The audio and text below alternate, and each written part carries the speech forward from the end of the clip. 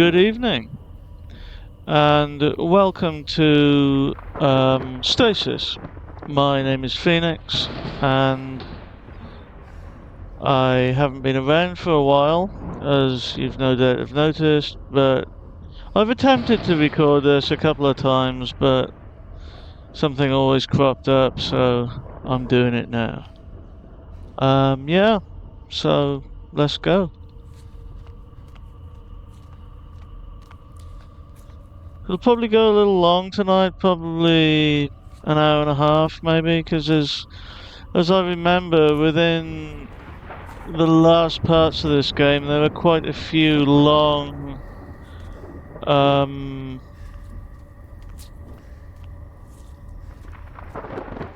long PDAs. So to get anywhere, we're gonna need a little bit of time. Okay. A tubular conveyance, eh? God damn. Okay, so I've ripped my spine out so I could use a lift. A little bit extreme in my view, but there we go. I only managed to find some clothes.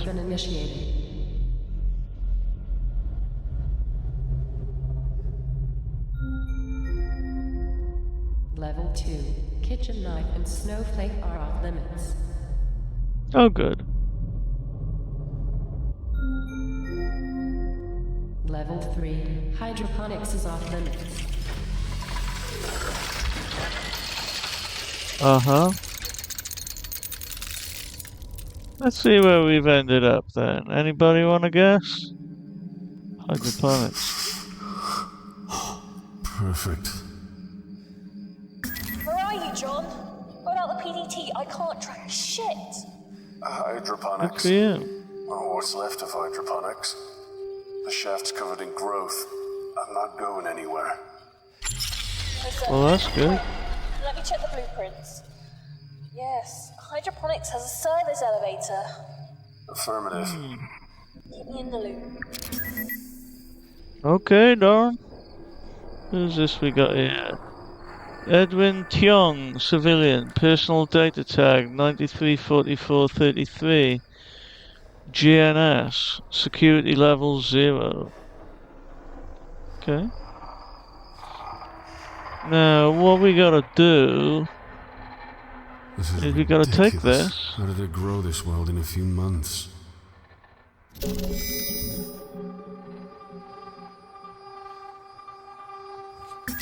These plants can't naturally develop this fast. Kane developed the technology to accelerate plant growth. Oxygen is big business.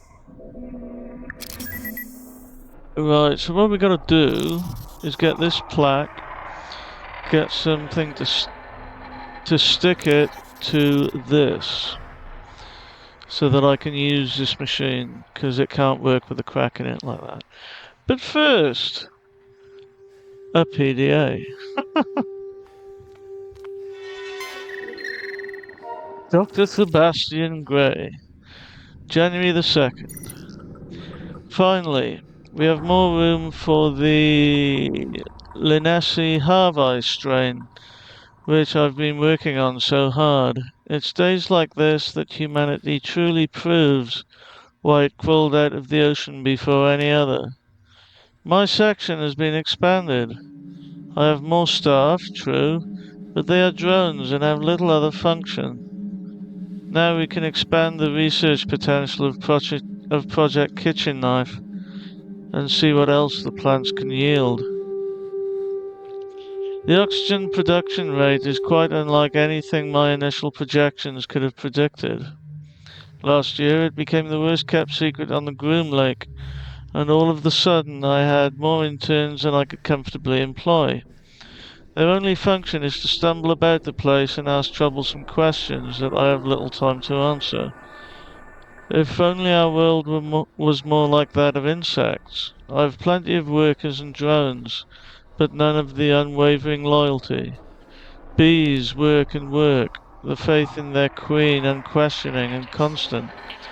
That kind of loyalty is beyond price. These interns of mine have their uses, I suppose. We always need volunteers willing to get close to the Queen. February 16th. Am I surrounded by incompetence? One of those imbecilic interns got too close to the Queen and she showed him her affection. Quite amusing, though not to him. This means that I must attend another accident debriefing with the board, though. Dr. Milan does love to test me. I see him up on the hearing bench, and he grins at me in that supercilious look that he has perfected over the years. I suppose that I have him to thank for my current position. It was his recommendation to the board that made them hire me in the first place. Still, I believe he has come to enjoy these little power plays. He does so like to keep me under his heel. That, my dear doctor, is only a temporary situation. Once this project is complete, the chess games that we play so often will no longer be our only battleground. Regarding the project, some of the bug eggs failed to hatch properly. I suspect this is why the Queen was more aggressive than usual. There are more than enough drones to continue the collection work. Their unique chemical properties are doing wonders for the plants, although I'm running short of interns prepared to work in close proximity to them since the last incident. The worker I appreciate the most is Akiza. I was astonished to discover that she's related to the legendary Dr. Tenshu of the eugenics wars. I did consider mentioning it to her, but I sense she is oddly ashamed to have him as her ancestor. If it wasn't for men like him, our profession would be a hollow shell of what it is now. Then again, if it wasn't for him, genetic research wouldn't have been put back by several generations, now would it? The ethical quandaries we face as men of science. June 16th. The insects are restless. They rumble in their apiaries and are more aggressive than usual. My personal deduction is that the presence of the marine thugs aboard the ship are the cause. Armed guards all over the place. I was stopped by one the other day and asked my reasons for going into hydroponics. Well, after explaining I was head of the damn project, I had the guard removed from his post and then the ship. This is insanity. How am I expected to progress with these thugs around? September 23. I recall complaining about the inundation of interns. If only they were still here now. Both Ivan and Theodore disappeared from their rooms last night, and I've had to speak to security about their whereabouts. They were Akiza's assistants, and now the production of the Queen's Royal Jelly is slowed exponentially. That's been a huge blow, but a rather extraordinary anomaly has appeared in our growth pods. A hitherto undiscovered strain of fungus. Its origin is something of a mystery to me. These fungal growths fascinate. At first I thought it was a common garden variety mold, but after a substantial analysis performed by Akiza, it seems to harbour neuron activity. That is to say, it seems to exhibit rudimentary signs of intelligence. We've certainly created some unusual species on this deck, but the idea of a quasi-intelligent fungus growing and evolving of its own volition is exciting and frankly frightening. I've asked Akiza and the remnants of her team to cultivate it, but exhibit caution in where it is spread. October 24th. I was asked by one of Dr. Milan's assistants if the fungal substance discovered growing in the bowels of the ship had anything to do with us. I lied, of course, but this is becoming alarming.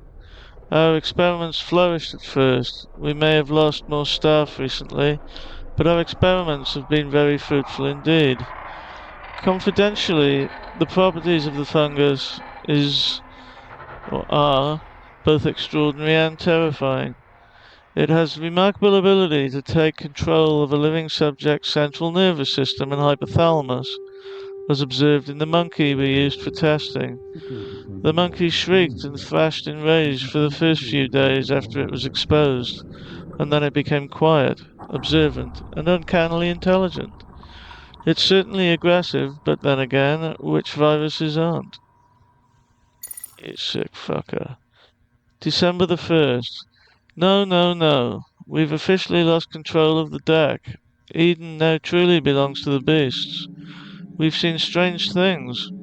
I watched as the fungus took control of the deck, as it spread through the staff, and much to my shame, I watched their deaths and examined their bodies.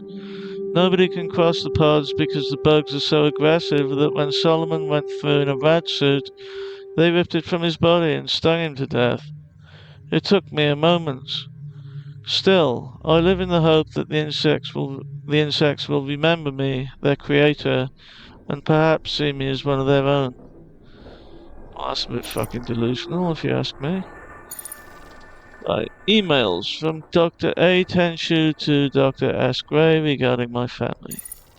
Dr. Gray, I do not wish to seem unprofessional or impolite, but I would ask that you not press me on the subject of my ancestry any further. I was nearly refused entry to medical school on the basis of my family's background, and the torment I suffered at the hands of my school peers regarding my great-great-uncle was unbearable. I am fully aware of his actions, and I've seen countless photographs and documents of the consequences of his work. I took this position to change our world for the better, not to be reminded of the skeletons in my family's closet. I've enjoyed our working relationship thus far, Dr. Gray, but I'd prefer my family history no longer be a topic of our conversations. Thank you for understanding. Akiza. Fair enough if he was a fucking war criminal. From Dr. E.F. Way to Dr. S. Gray regarding meal.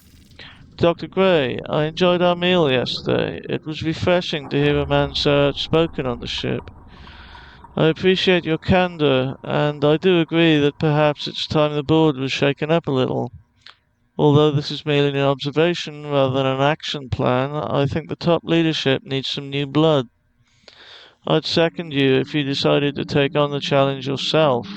Your impeccable scientific pedigree more than qualifies you. By the way, did you know where they were keeping that new cargo? It seems rather like a waste of resources if they won't even tell us where it is. Dr. E. F. Way. Okie dokie. Right. The computer terminal again. Okay. The vaporizer. Report. The vaporizer, the perfected Mark V model of the Kane Corporation Trans-State Modifier. Using advanced and unique molecularization technology, the vaporizer has the ability to shift a targeted substance between gas, liquid, and solid states, without any of the structural breakdown seen in objects shifted between states on a regular basis. The Mark V is the latest model, but it hasn't yet been rolled into mass production because of the current difficulty fueling the vaporizer with resources on board the Groom Lake. Recent experiments undertaken were more than satisfactory, and it passed the Kane safety and security test with no adverse effects causing harm to the user observed. It has been graded level 4 because of the specific nature of its technology and the limited quantity of existing vaporizers. During an experiment recently carried out on the rolled jelly produced by hydroponics, Dr. Gray and other observers commented on the remarkable speed at which the jelly was transformed into gas, thus placating their insect population. Okay.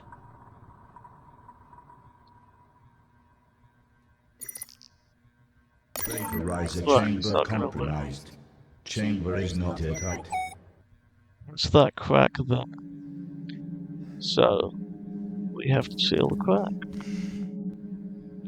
To do this, we need to go in here to see Queenie.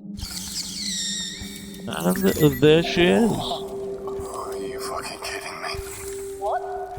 It's some insect. Your distance. It's tied up. Doesn't look like it can get loose. Tied up. How big is it? She's a big girl. Okay, well, first cab off the rank.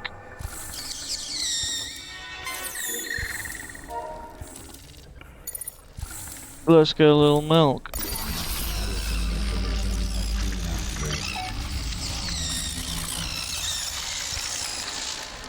Okay, we're gonna need this.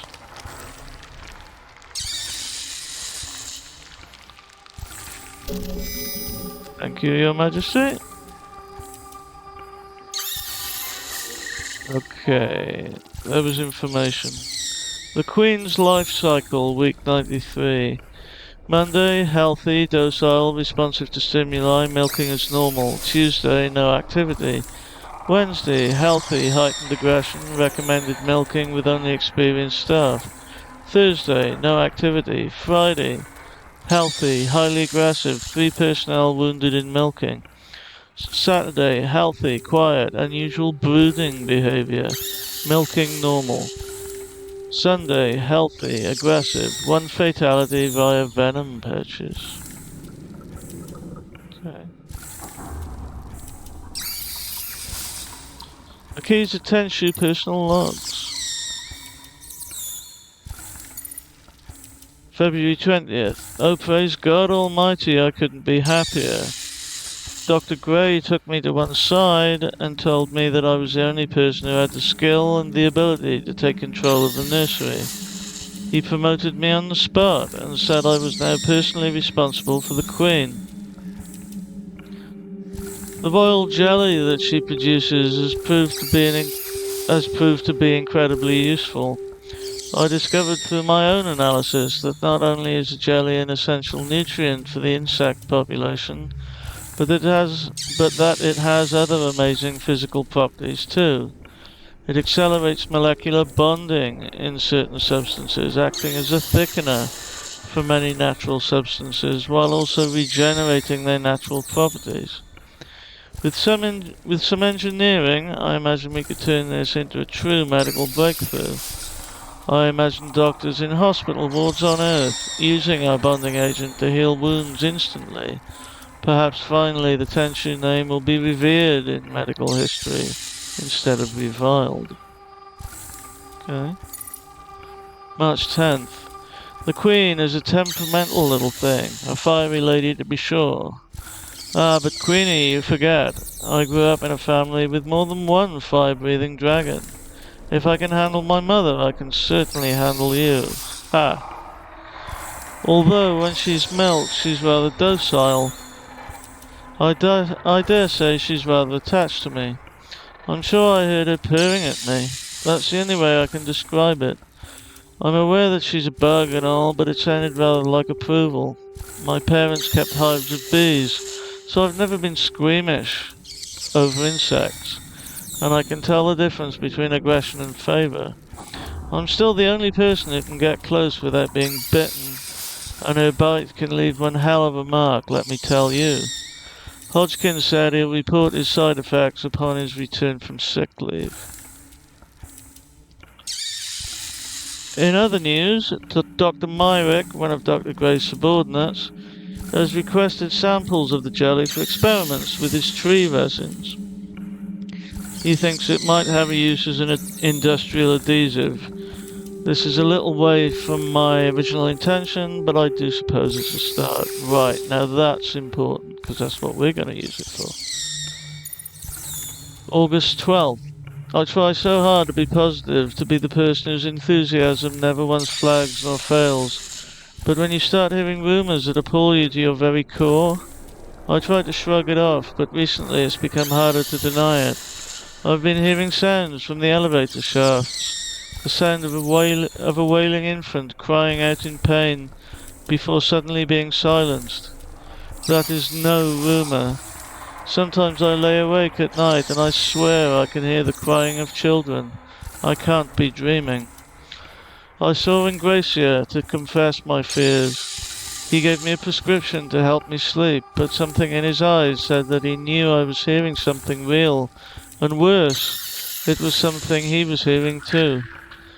More rumors that Dr. Milan is using children in his research. I have to ignore it. If it were true, Kane would remove him immediately, surely. Even Dr. Gray appears to find it an uncomfortable subject for discussion, and this is a man who slept easily when Isaac got his left cheek torn off by the Queen. September 22nd. Is Dr. Gray short of staff again?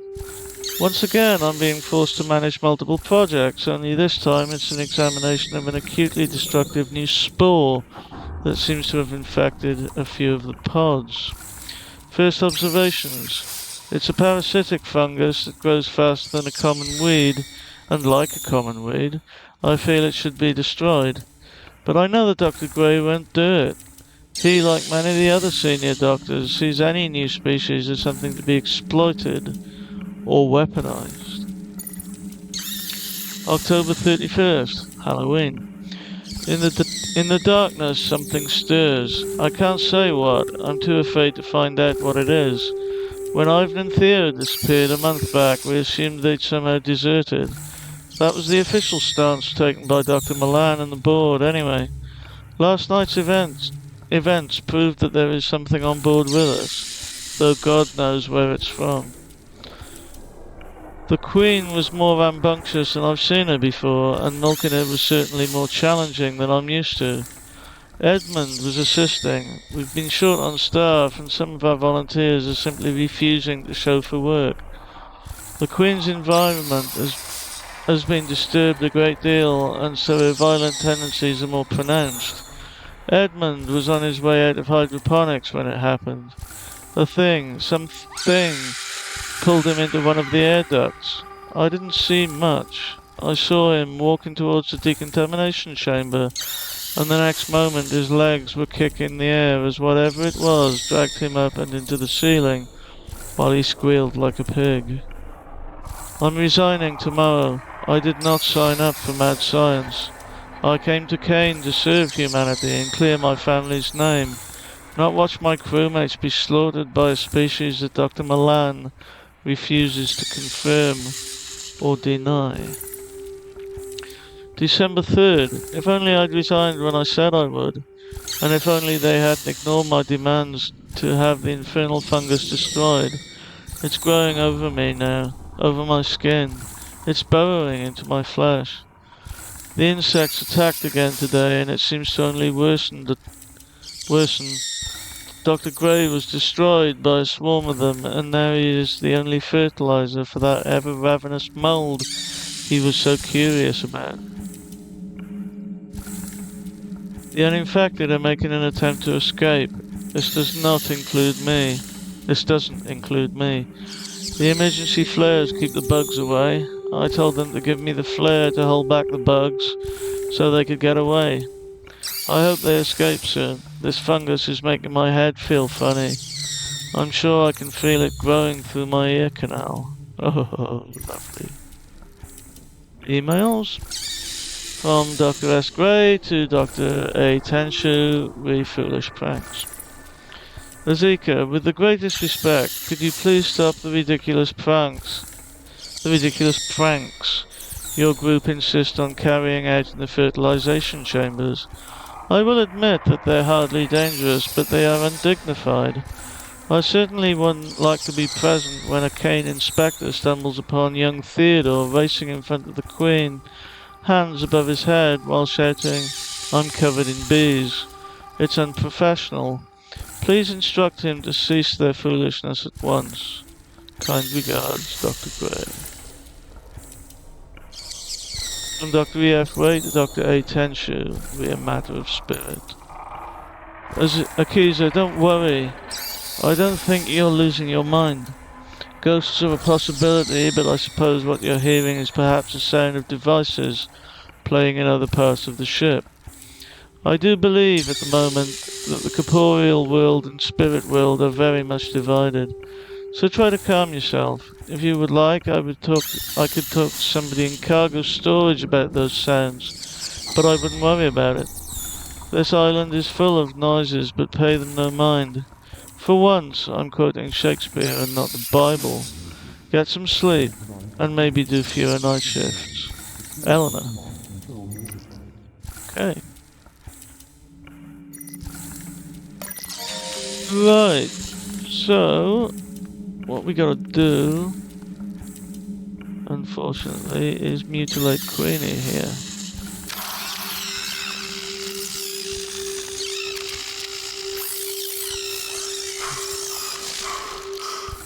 Sorry, Mama. I was too close.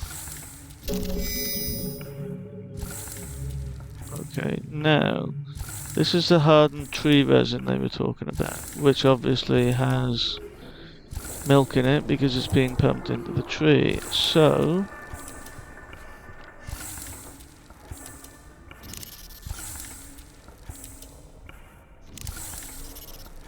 we gotta stab it.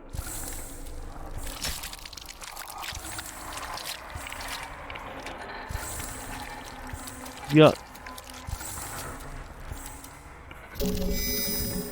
Okay, we need to splat that on there.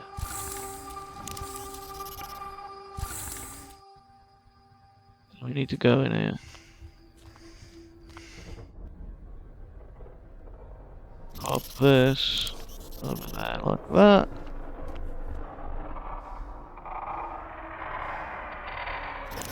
Put the Queen's milk on the vaporizer.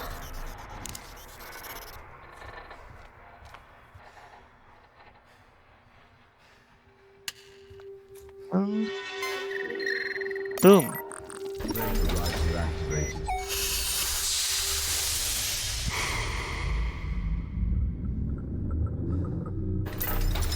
See why we need this in a minute.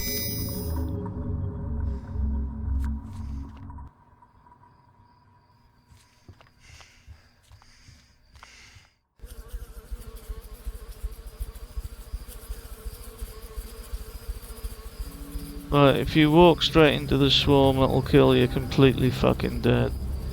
So, what we gotta do is take the pheromone and throw it into a fan.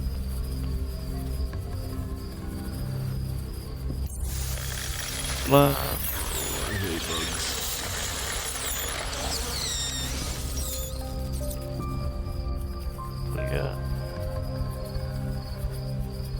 Now, what we want to do is turn these up Oxygen levels increasing.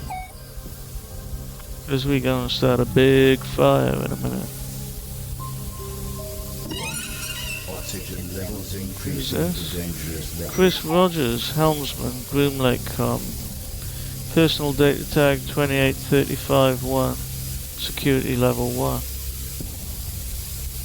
Charles A. Young, security personnel, CaneSec, personal data tag 27793, security level 1. Jim Taylor, senior security personnel, CaneSec, personal data tag 2927, security level 2.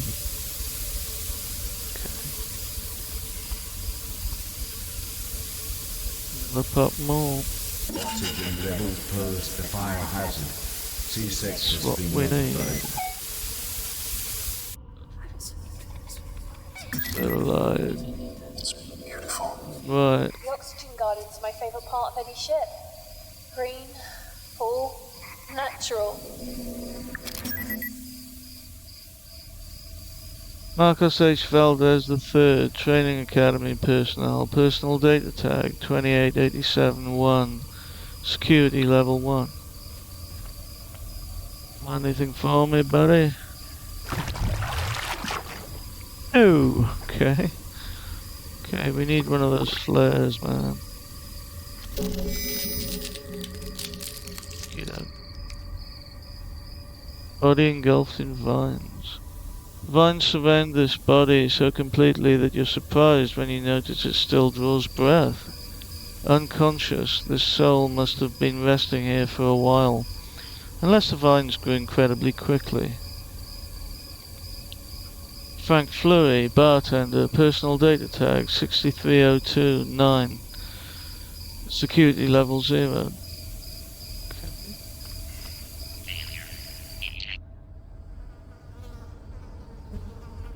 Okay. Oh, God. Still meant to be science. Grayson Wendell, Cook, personal data tag 2854-7, security level 0.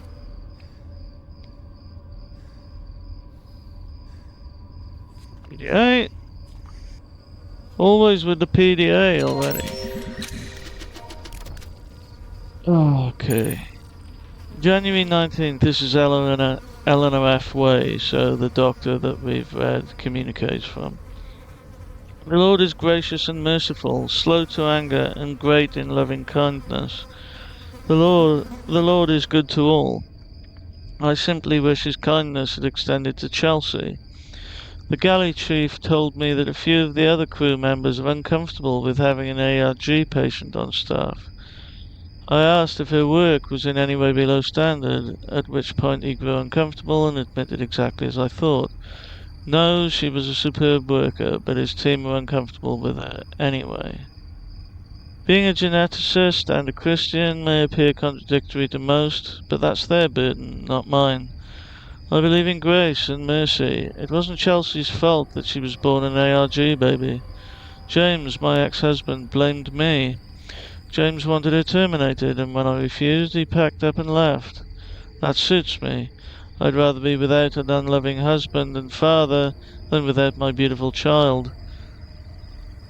And she is beautiful, a gift from God. And for a shift full of the most supposedly forward-thinking people in the galaxy, the revision to her condition repulses me. As it should. March 20th. Tolerance and patience are virtues greatly praised by the Lord. But aboard the Groom Lake I find my stores of both of these virtues sorely tested. I discovered through one of my subordinates that a new shipment arrived on board a few days ago, destined for Project Seed.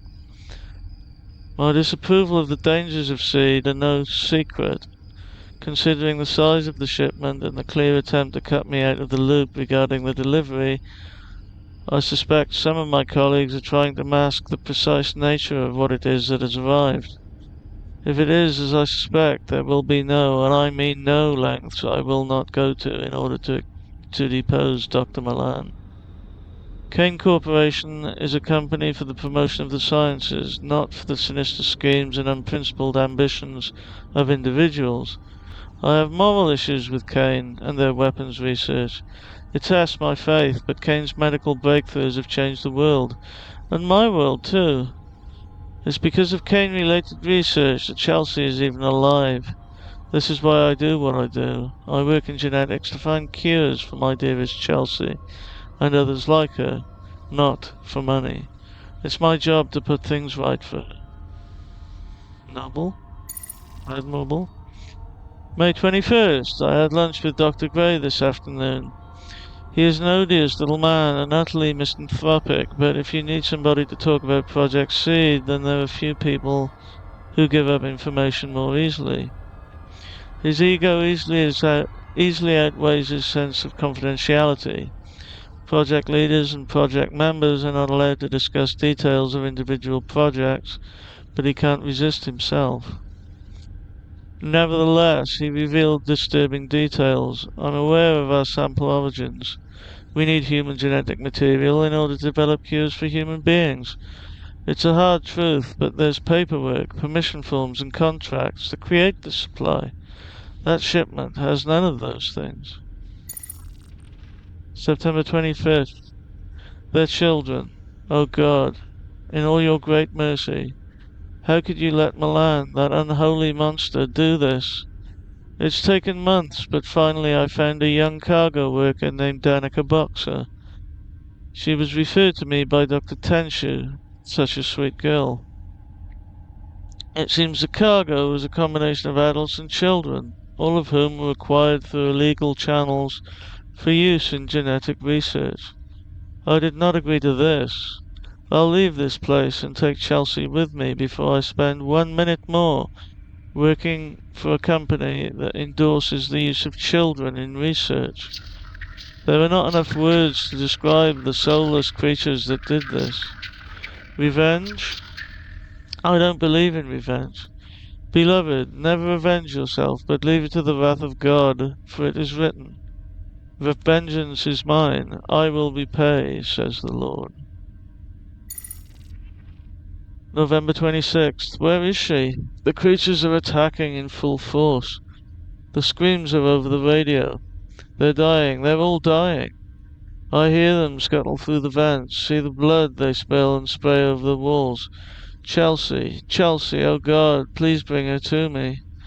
I'm trapped in hydroponics. Please let my little girl find me. December 9th. Voice note. No, can't have it. Where is she? No, I've seen that one. I can see Chelsea inches from me, lifeless. I contemplated taking my own life as she died just before my eyes. When those creatures attacked, the crew sealed off parts of the ship and I was left trapped in hydroponics.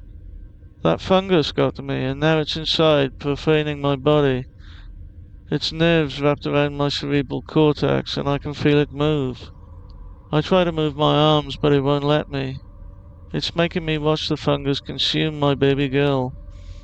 I must watch and pray for the end to come. So then it does not depend on a man who wills or the man who runs, but on God, who has mercy. Emails. From Dr. S. Gray to Dr. E.F. Way, Riri Mill. Your comment, Dr. Way, your comments are most flattering. I suspect, however, that a promotion isn't forthcoming because of the lack of attention paid to our section. Ignorance is frustrating. Our lack of understanding of what takes place at the top of this food chain is of great irritation to me. You do seem to be pushing relentlessly for information about this cargo, and I'm somewhat uncomfortable discussing it any further. I fear I may have already said too much. For the sake of your career, my dear, I'd suggest discontinuing your pursuit. You're a fine geneticist, and are clearly one of the most talented people on this ship. Don't let it go to waste. Sebastian. I'm the Dr. A. Tenshu to Dr. E.F.A. regarding a matter of spirit. Dr. Way, I know that you're a spiritual woman, and at times I receive a great deal of criticism for this. And at times receive a great deal of criticism for this, but I feel I can speak to nobody else. I'm well known for my positivity and cheerfulness, and I believe I've earned my nickname, Dr. Gray's Smile. I'm haunted by what I'm hearing on this ship, and wonder if perhaps it's merely induced by my own fears. Oh, to hell with it. I'll ask you straight out. Do you believe in ghosts? You may think I'm being ridiculous or delusional, but I can hear things. Children crying deep in the bowels of the ship. I work many late nights, and I'm convinced that I can hear crying through the vents. Where are these sounds coming from? I did hear rumours that before the Groom Lake was refitted, a group of children were brought on board and their quarters were on this deck. There was a malfunction with the heating units and, well, they all died. I don't want to seem like I'm wasting your time, but I enjoyed our talk yesterday, and your open-mindedness about matters of the soul. Kind regards, Akiza.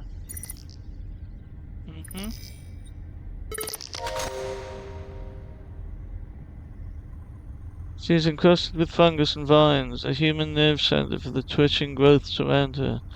Appallingly, she is still alive. Well, let's have a word then.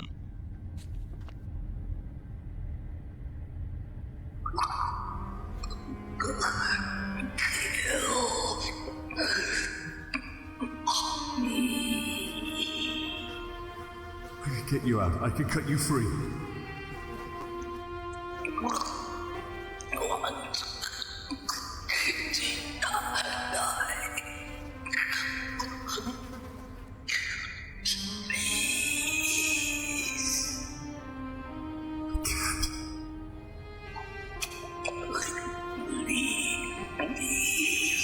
Integrity compromised in failed passive systems.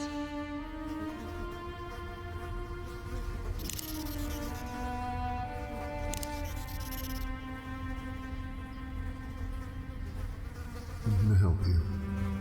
I'm gonna help you end this. But you need to help me first.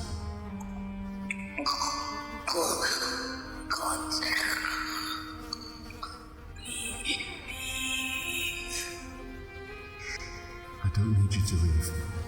I need you to crack this flare. The oxygen will ignite. Then you will die.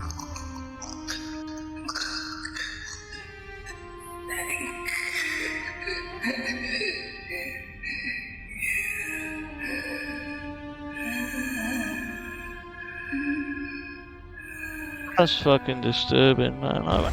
They did the voice for that. They'd have to have one hell of an actress.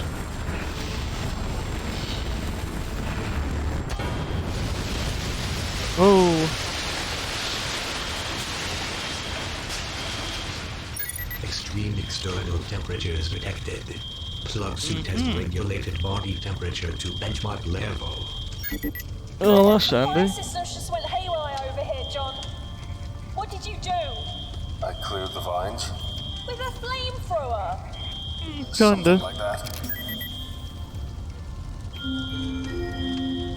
Fire in Oxygen Gardens 1, 3, 5, 6, 9. Fire in Oxygen Gardens 2, 7, 8. Fire suppression system activated. Warning. Fire suppression system compromised. Warning. Compromised, you say? That's fun. Oxygen production has been compromised. Are the bios still intact? No. Oh, God, please don't say you burned them out. Just the one on this level. Oh, that's alright then. Cause a chain reaction, John. They're all going up. We have a time limit now. Hours at most. Get my daughter right now.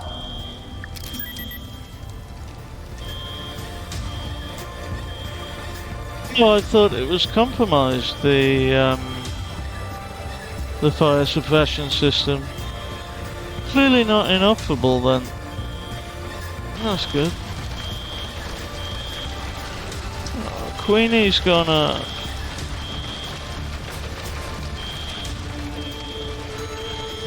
Little innocent.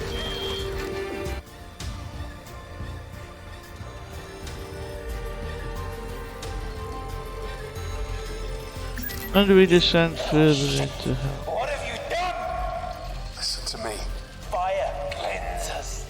Mr. Marachek, I'm gonna make sure you burn for what you and your friends have done to me. To my home! Please. I have nothing to do with this. You won't get much further. Goodbye. Nice one, you pissed off a raging psychopath. Well, that's good. Shit. Where is Rebecca? She's in the containment area at the other end of Seed. Okay, so this is Project Seed then. Let's grab This place is the being expanded. Seed was gun, nice and whatever it standing. is. That place scares me. Thanks. Oh. Sorry. There's a reason it's scary. Okay, time to enter hell. Now we gotta move quickly here, because there's a robot that'll shoot you. The mutagen laboratory. Here we go. Setting mass flesh and bone. Hideous agglomeration of flesh and bone. Limbs jut haphazardly from its mass. Sports human head that gurgles out of sync with the pulsing of its other parts. Can you hear me? Do you know where you are? Recent blood discharge, lovely. Hints that this life form isn't viable in the long term. Okie dokie then. Okay, so... Well, let's get the liquid nitrogen first. We're gonna need that. This is the purpose of the group link. It's not on Earth. People can't see it, so they don't care. But if they knew, So what? You're a fucking charmer, aren't you? Preserve conjoined twins. Human skeleton. Large infant skeleton. Conjoined mass. Blade open human body. Eviscerated corpse. Conjoined twins again. And an overgrown hybrid. Right, so we got lots of nice little experiments here, haven't we? Let's read some reports. Hybrid Reject 604, report by Dr. C. Williams. During the autopsy of Hybrid 604, there were signs of renal failure. It appears the kidneys were unable to process the amino acids required for the breakdown of nutrients. The damage to the liver, stomach, and intestines show the same degenerative patterns. Reason: it is possible that the report of the mother giving birth 3 months prior was in error. Comment: further reports regarding the failure of mutagenic compounds will be finalized later.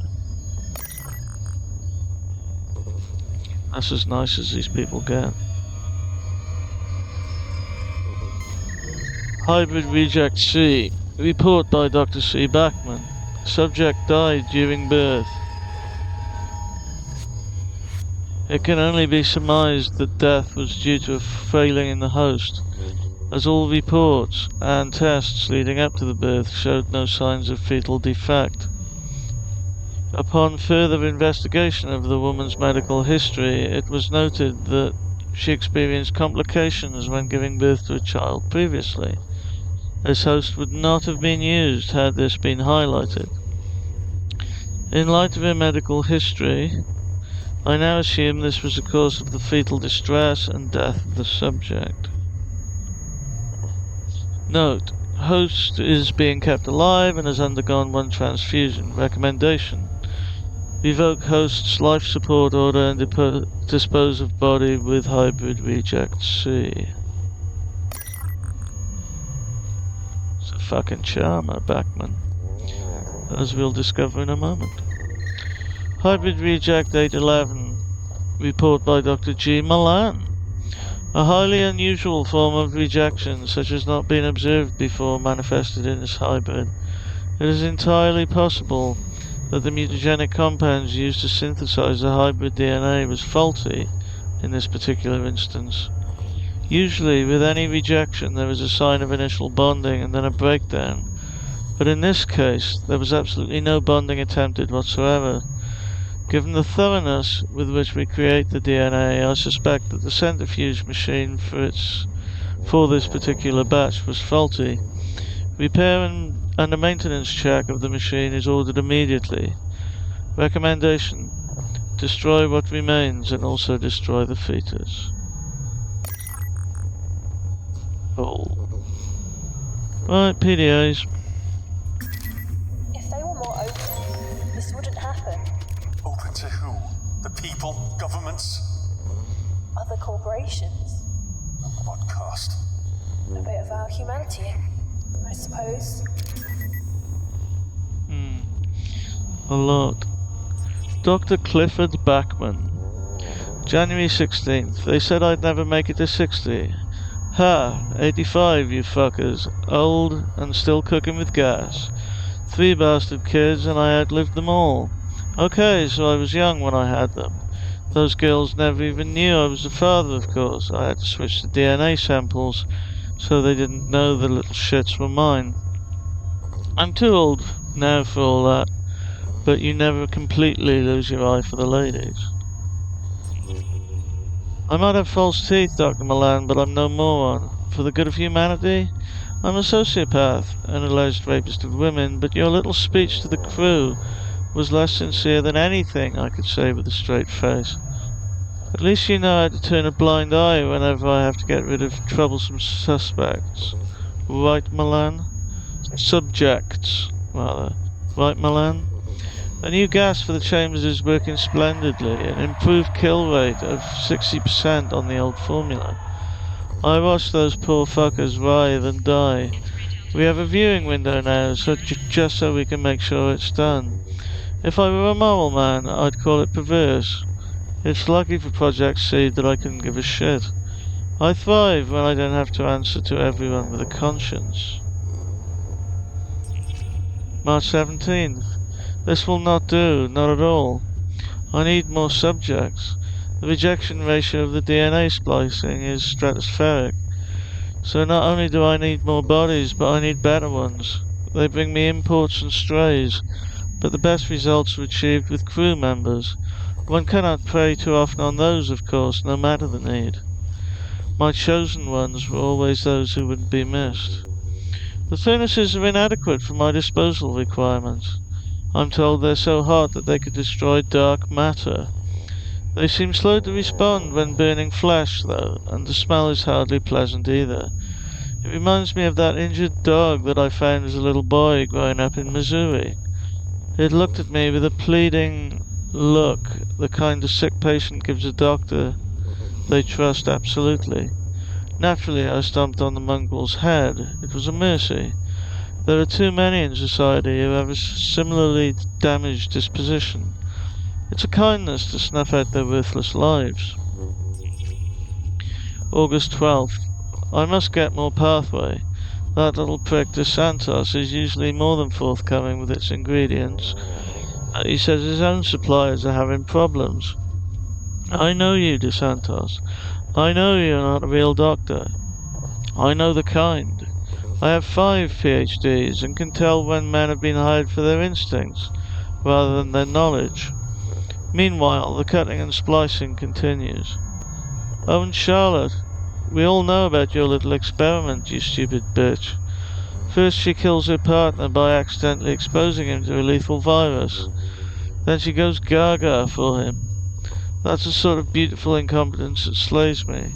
I spent years perfecting the art of the kill, making a murder appear a mishap, and she went and did it all completely by accident. What perfect nonsense. October the 10th. I held a subject down today and used my surgical hammer to cave in his windpipe. Then I gouged out his eyes and tried to rip his jaw from its socket. My goodness, what an outburst. I'm becoming careless. I need more pathway. Dr. Milan is starting to worry that my tendencies cannot be controlled. He need not worry. I'm still focused on seed. Seed is still just that, a seed. But this chrysalis will soon break open and blossom.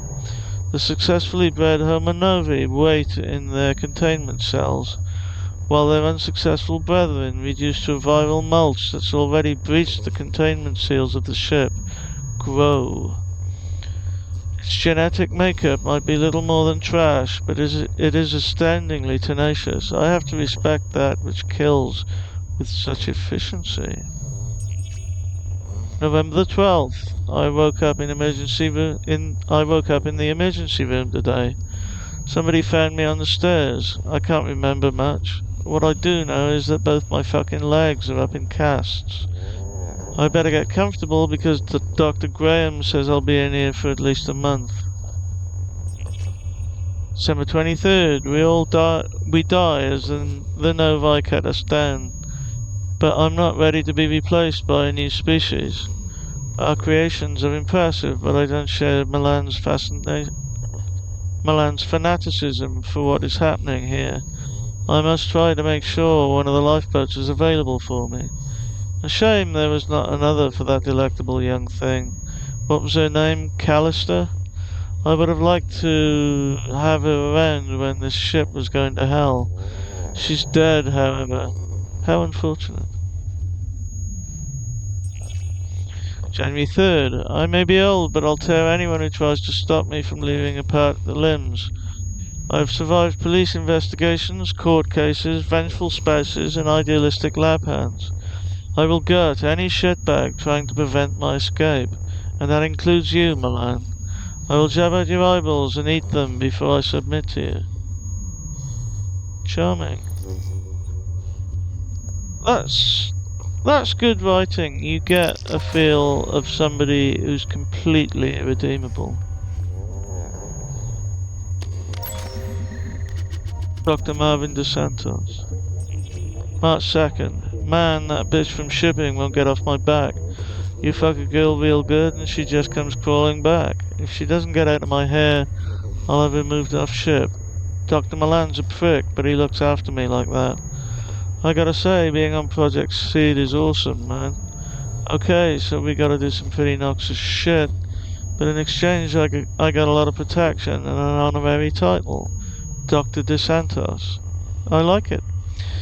Dr. Milan knows about my contacts and my private cargo that arrives on board, and I know he hates it. But there ain't nobody else prepared to work under Dr. Bachman. That guy's one twisted fuck, and also one of my best customers. I get imports, sure, but my own private lab is what manufactures Bachman's pathway shit. Funny, I never realized how dependent these smartasses of science are on drugs. Personally, never touch the stuff. You gotta have your wits about you, man, especially around here. May 15th. Wow, Dr. Williams. Charlotte. I never would have figured that uptight woman was a slut, but holy hell. She just gave me the ride of my fucking life. Who'd have thought it? Slinky lace under that lab coat of hers, and for a woman in her mid-40s, a body that makes you want to get on your knees and howl at the moon. Against the table, pressed up against the viewport windows, on top, underneath, like a friggin' rattlesnake. Of course she's Looney Tunes, probably thinks I'm her dead husband or something. Like I care, as long as she keeps coming to me to fulfill her needs. Crazy but smart, and she has no idea how much I know about her little project. I saw the details. People just think I'm a smack-talking smartass, but I've been training on the Groom Lake since I was 16. I studied chemistry and genetics, aced all of it too. She thinks I'm too stupid to understand. September 9th. Thinking I could have gotten myself in too deep here. The drug thing was fine, but this whole industrial espionage thing is kind of freaky. I don't think Dr. Milan knows. I know Lincoln watches me with an eagle eye, but he can't know for sure. If he did, he'd eject my ass from the ship with the rest of the failed hybrids. But goddamn, the money is good.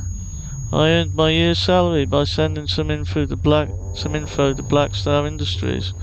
My contact gave me more money than I could conceive for leaking one report. One! I met the guy while I was on leave. He was a smug dickhead who somehow knew what I did, and then he flashed the cash. I've got no loyalties to the company, and I know how Dr. Milan treats loyal staff. That guy can turn on a dime when it suits him. I've heard of weird shit going on down in the decks below, and Seed has me feeling it'll soon be time to get the hell out of Dodge, pronto. 1 or 2 more reports might just give me what I need. November 20th. Nobody knows about my little acts of espionage, but who'd care? The ship is falling apart. Some of those fucked up things that Bachman and Milan made are on the prowl. I stashed away my cash as soon as I heard things were going wrong, but money ain't gonna make a spit's worth of difference if we all get killed. Milan's taking all this way too calmly. Actually, I'd say he's enjoying all this. He came into the lab this morning, still makes us all report to the lab, and was grinning the whole damn time. His eyes all red, like he was coming down from a high. That guy does not need drugs for a high. His general fucked upness is what he rides. And here was me thinking Bachman was the crazy one. He is. February 1st. It's just us. Oh god, not even Bachman's around now. Charlotte was dragged away to the labs a few days ago. We're sealed off from the other decks. I reckon it's only a matter of time before Milan decides to do something about me too. I've been living on this ship for years. I know about hidden passages that even Milan doesn't know about. I'll get over to the communications array and let off a signal. Hopefully they'll get to us before Dr. Milan finds out. Okay. Some mentally ill motherfuckers in this room, huh? Okay. Again, careful of the droid. Run. The birthing laboratory. One of the most disturbing parts of the game. I can't even. What do you see? What kind of a monster would do this? These women, these poor women. This is torture. This is... Science. No, it isn't science.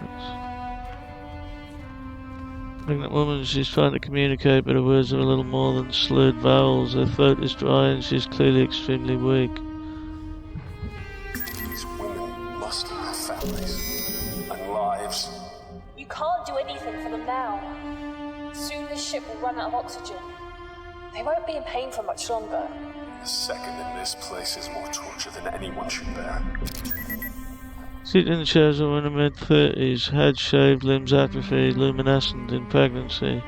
She's connected to a machine that feeds and sedates her. Don't worry. I'm here. I'm gonna help you. You remember seeing Renaissance era sculptures of nuns in Holy Communion, their eyes rolled back, bodies contorted in ecstatic agony. There's a hint of that expression across this unconscious woman's face. Just breathe in and out. Soon you'll wake up from this.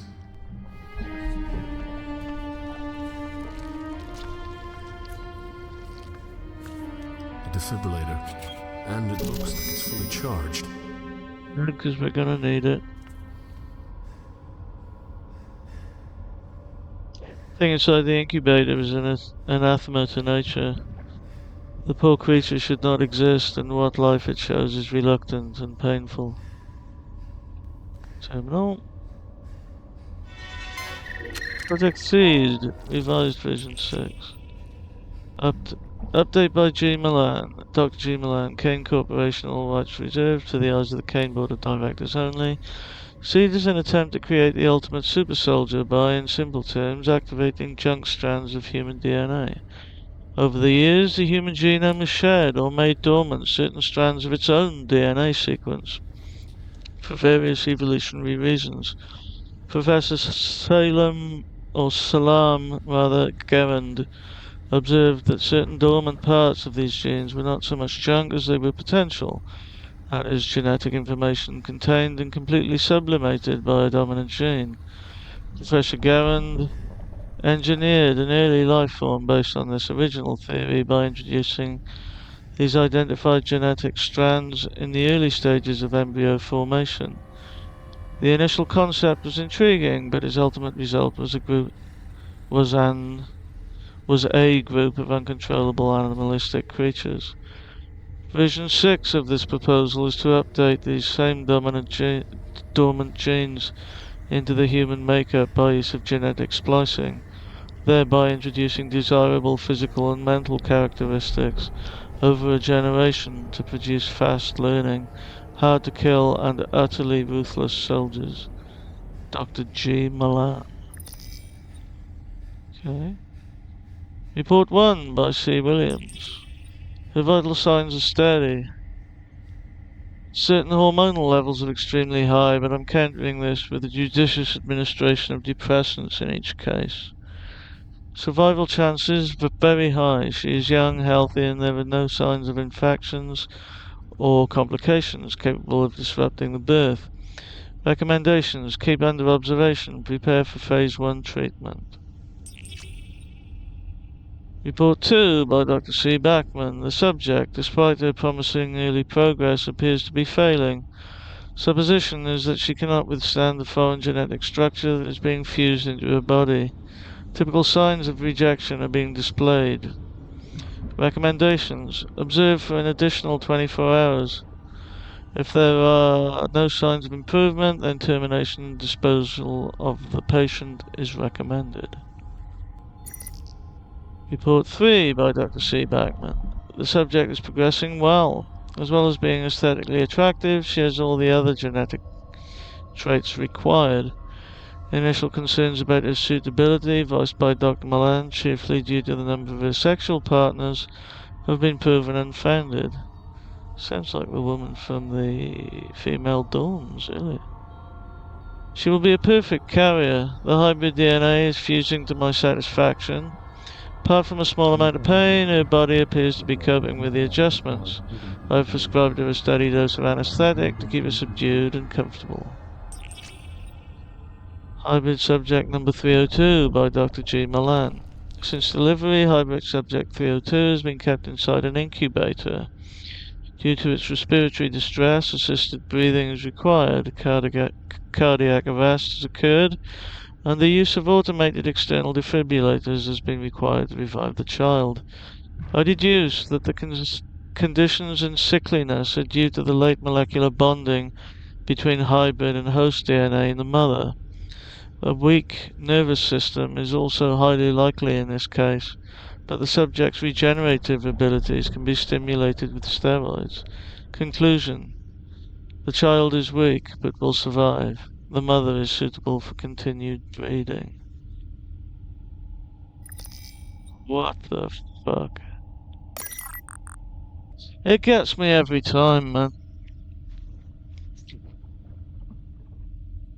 The writing of this game is remarkable, I think. There's a certain feel you get when evil is presented through the written word and through nothing else. Completely dehumanized like that. It's a good way to do it. Turn the sink on, put the bandage in the sink to block it, and turn the sink on. We've got our water.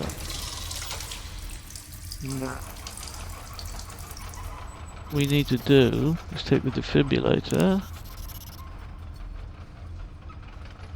and get ready to blast this fucking droid with all the guns on it.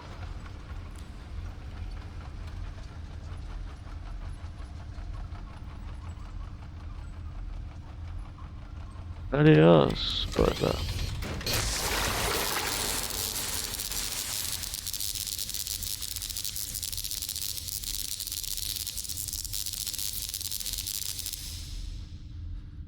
Okay, let's pick up the. We need to get a piece of the junk, essentially. Easy does it. God, just hate it. Rip. Thank you very much. I'll take that. Have we picked it up? Yep. Okay, we need that. Okay, then let's go upstairs.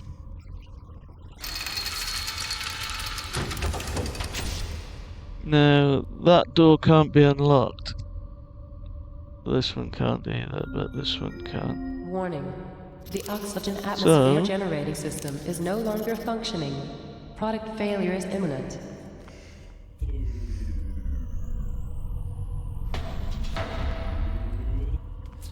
Science in action. And that gun we found in the toolbox. Come on. Dipshit.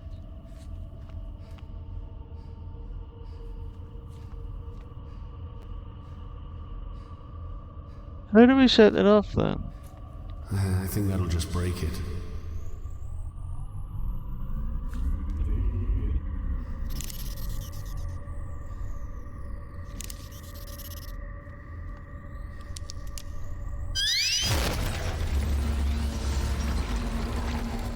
Let's see.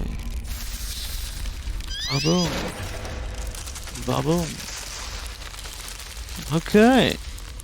Well, let's go into another room filled with sick shit.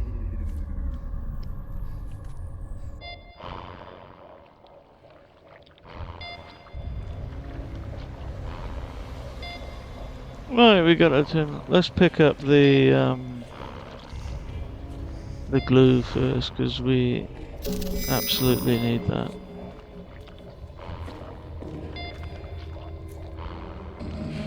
Okay, let's have a look at the terminal. Health report. Subject 82159. Lana. Subject's host, Tara McCormack, First Lieutenant Marine Liaison. Subject observations, rambunctious. Subject appears to have inherited her mother's powerful physical build and latent aggression. Lana has the makings of an excellent alpha female candidate. Recommendation: move Lana to a group cell, as isolation appears to promote irritability. Subject 82517. Darrell. Subject's host, Willow Brody, nurse, medical deck. Subject observations, quiet but intelligent. Attempted to pick the lock on his cell yesterday, but failed to escape. Excellent puzzle-solving skills, and while not especially aggressive, has a strong build. A thinker, clearly. 82522. Frederick. Subject's host, Marie Maxwell, non-crew member, caterer from Phobos. Subject observations. Subject shows little of his mother's solid frame, but is a superb hunter. Stalks and learns tactics by observing the others. Appears to be developing a strong tactical mind. And nay, 8259-9. Subject host, Ellen Marichak, space tourist. Oh god, our Ellen. Subject observations, one to watch, cunning, extraordinarily fast and dangerous. Appears to prefer isolation as attempted pairings result in fatalities. Takes an alpha role easily that dominates the other novae. A definite candidate for Lana's mate. So that's what happened to John's wife then. She was fucking bred. Okay.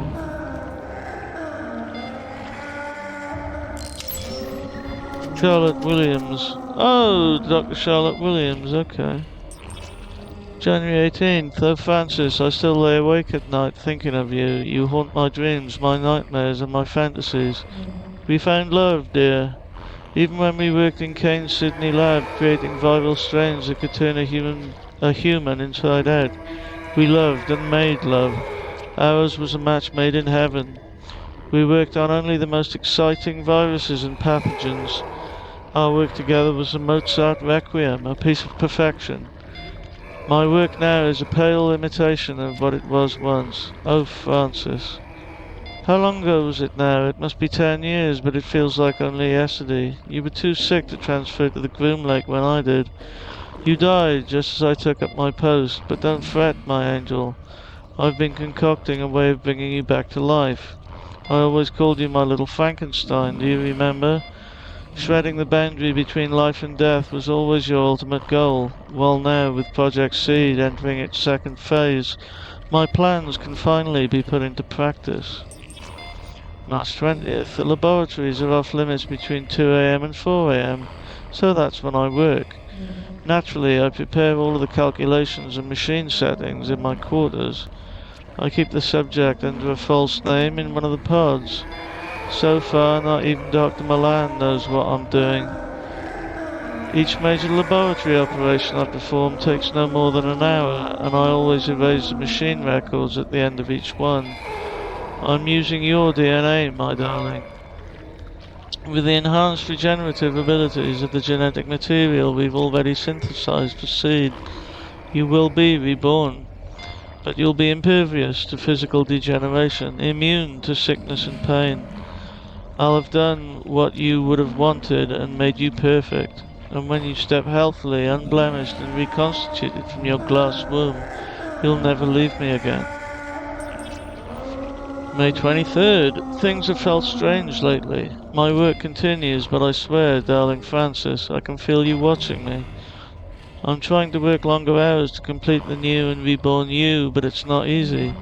Marvin has already had a look at some of my work, I'm sure, as if he'd have any concept of what I'm trying to achieve anyway. July 30th. I still wonder, my darling, why you cursed me as you died. You know it was an accident. I know you remember that. It wasn't murder. I've never committed a murder. Not even when we tested that pathogen on those troublesome neighbours. It was an experiment. How were we to know they'd choke to death on their own innards? I suppose death was a possibility, but that's science. I fear for your continued life. I'm afraid Milan knows. Who else knows? Have they contaminated you? I will run extra tests to make sure your code is not flawed or altered in any way. I'm anxious. I've started scratching my arms badly. At this rate, I may end up looking like that leprous toad Bachman. December 29th. Oh, my dearest Francis, I have failed you. Milan knows. He confronted me about it directly. He wants me to make you just like them. I cannot have you crawling on all fours like some dog in the street. The very idea offends me. I will protect you with my life. You will be reborn. I swear this on my life.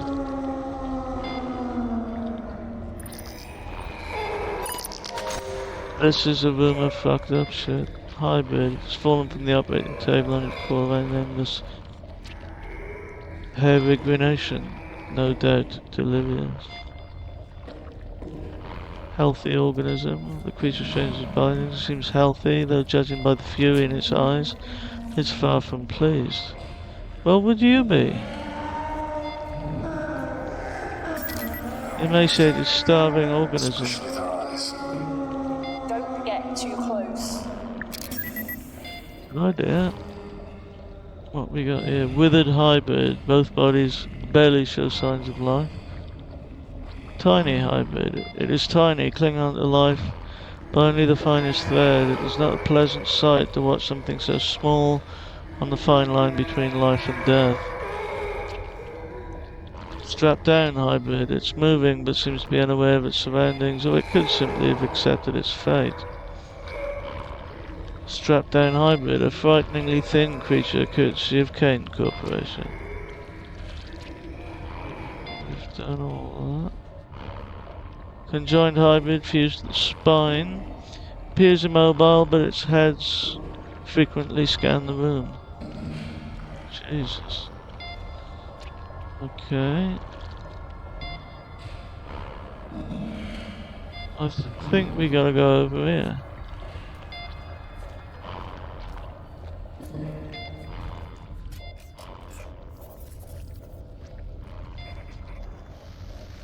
Hey.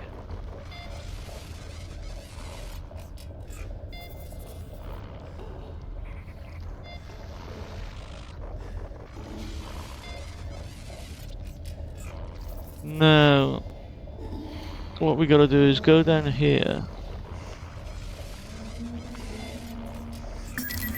Don't go any further. I'm warning you now.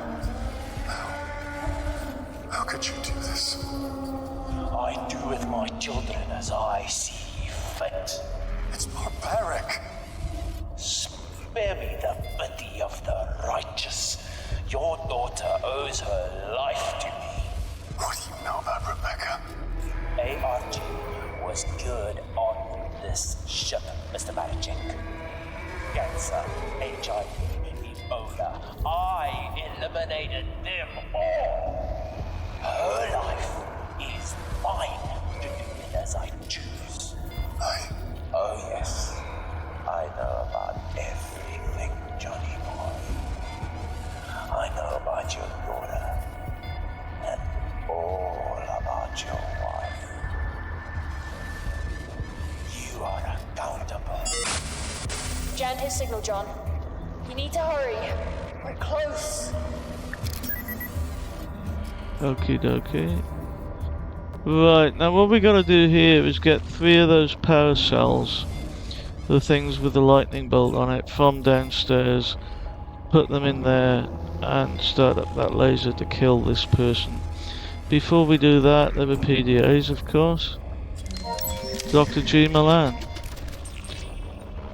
January 1st, the new year begins. The wheel turns, and the Groom Lake continues to lead the vanguard of scientific discovery for all humankind, yet I feel dissatisfied. Even as the peons who work under me celebrate the new year, I wonder, why?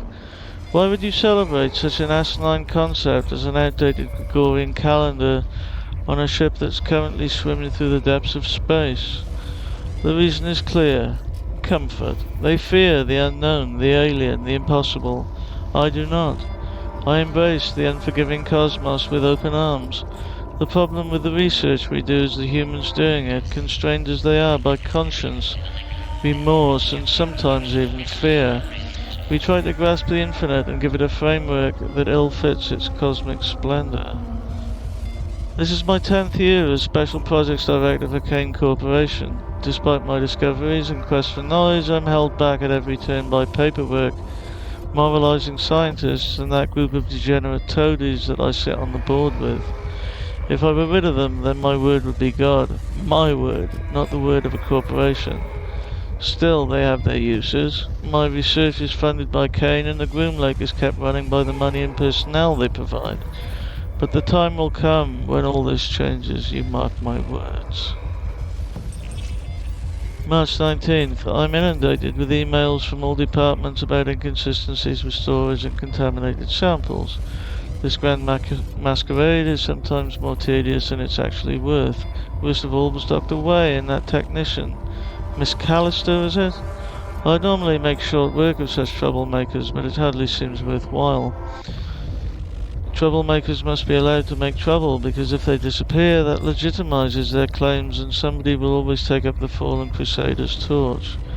Dr. Bachman's tendencies are becoming harder to restrain. I'm well aware of his shortcomings.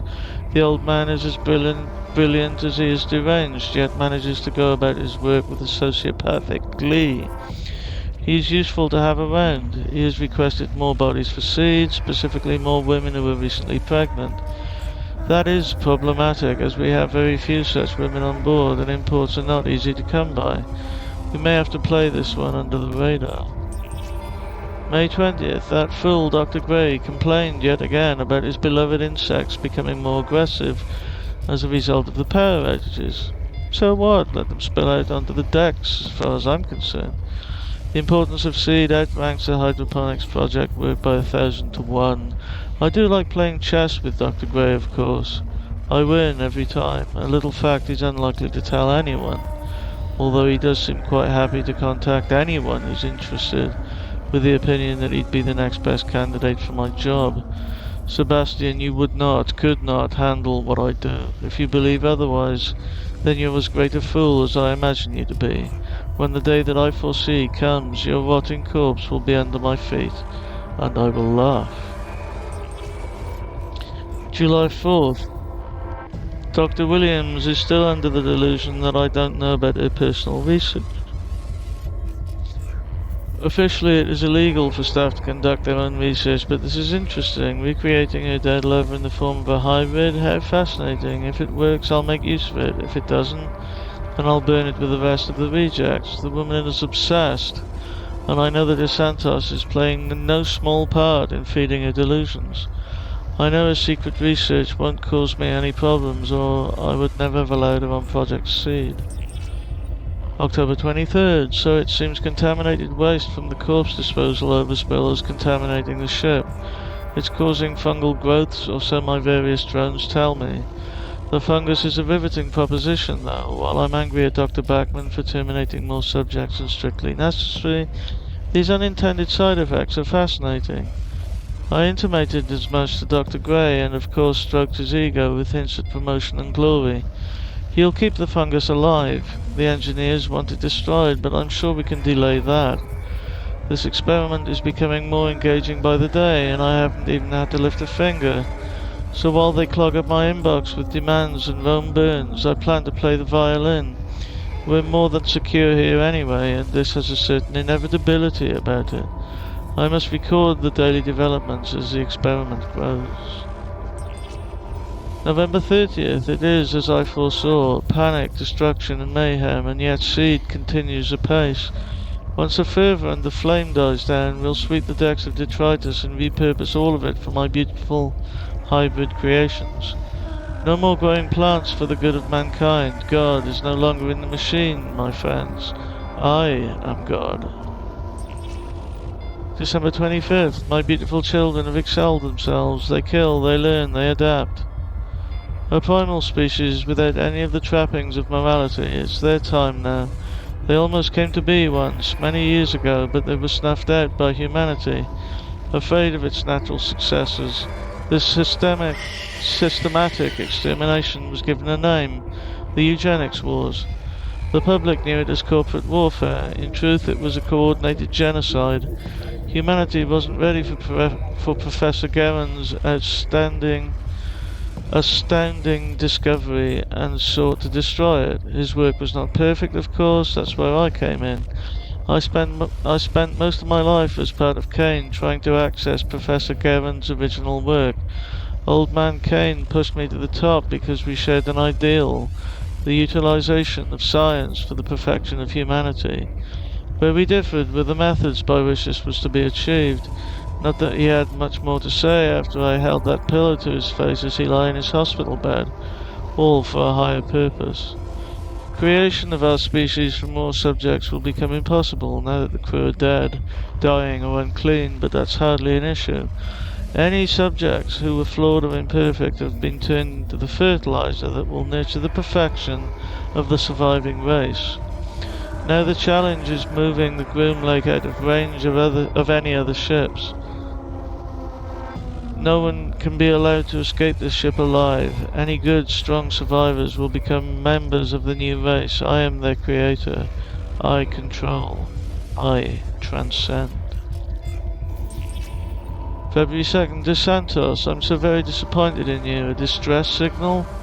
I thought we were of one mind here in Seed. I'll castrate and destroy you for this betrayal. Your flawed body is hardly worthy of becoming one of my children. But for now I must turn off this accursed signal. You cannot hide from me, Marvin, you drug-peddling little fuck. Okay. And the last one... Robert Lincoln. July 23rd, I've been reassigned to investigate the disappearance and murder of 2 scientists in the employ of Dr. Milan. A strange matter, to be sure. I've been observing the movements of some of these eggheads, and I can't say I'm too impressed. Doesn't anybody around here record their comings or goings? Make any notes? There is no traditional organisation in this department whatsoever. Project Seed answers to nobody. This I know, but I thought these scientific types always made notes. Not that I care about admin, but I very much care about finding out who's selling weapon-grade secrets. Industrial secrets are a matter of life and death, especially death in this case. My investigation will be thorough, and no stone will be left unturned. The staff here are strange. And in fact, I'd say lots of them are even crazy, but I couldn't care less about that. I just want names and answers. August 8th. I got this job because I get things done, not because of my warm and caring personality. At the moment, people are taking umbrage to my investigation, but security is a constant and essential part of shipboard life, especially when we're talking about industrial espionage. I'm not sure where the 2 missing scientists are, but it seems based on the modified records I've found that they were killed and ejected into space. Any other man would assume that these 2 were the criminals, but I don't buy that. As far as suspects go, I've ruled out Charlotte Williams and Marvin DeSantos. Charlotte, because she doesn't know where she is half the time, and DeSantos because he's just a smirking shit for brains. I'm confident that he's involved in drug dealing, and I will give him this. He is cautious and acts like he's a real ladies' man, but I know the truth. I've seen him rejected repeatedly at the bar. September 3rd. Since July, I've had to operate under the pretense that I'm an assistant. It's lucky that in my career I had some emergency room experience.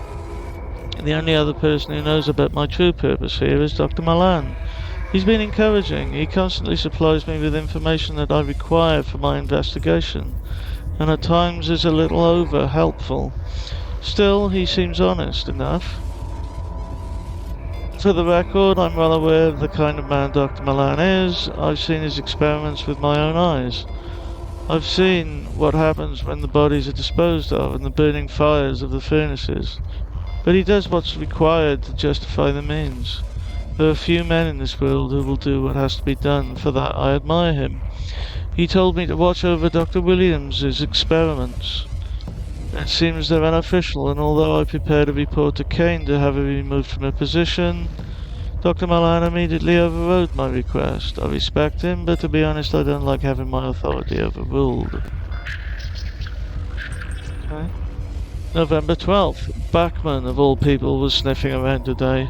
It seems the old psychopath suddenly became curious. I asked Dr. Malan for further instructions, and he told me to incapacitate the old man. This I did. A shame I had to break the old guy's kneecaps.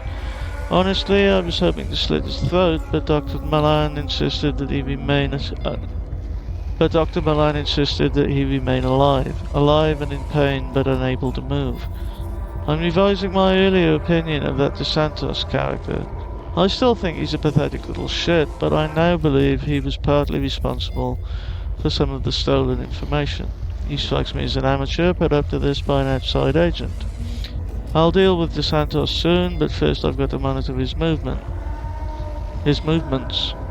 Make one move, pal, and I'll have you. December 17th. Dr. Malan has earmarked me for one of his experiments.